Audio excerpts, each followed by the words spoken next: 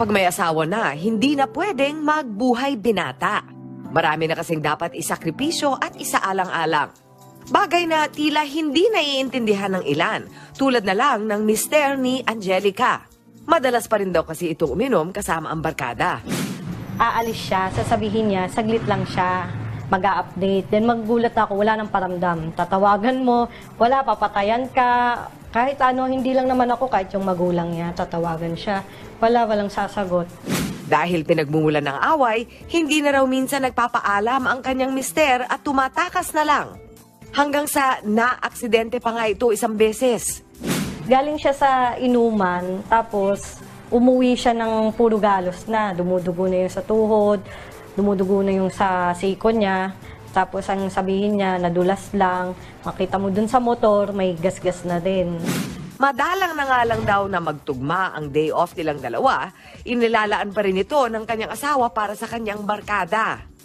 Expect ko, may time kami.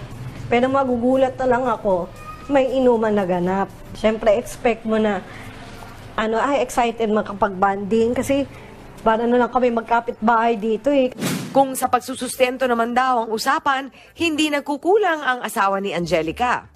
Kaya't hindi niya raw lubos maisip kung bakit kailangan pa nitong madalas na lumabas. Parang papaisip ka, ayaw ba sa bahay? Di mo ba kaya mapirmi? Sabi ko na din yun sa kanya, nakakapagod. Sabi ko, kaso ang mangyari, tatawanan ka lang na ang drama mo, na parang liit-liit na bagay. Pero yung liit na bagay kasi yun, dumadami. Natatabunan, dumadagdag, bumibigat. May payo naman ang ating eksperto sa mga tulad ni Angelica na nahihirapan ng intindihin ang kanilang asawang may bisyo.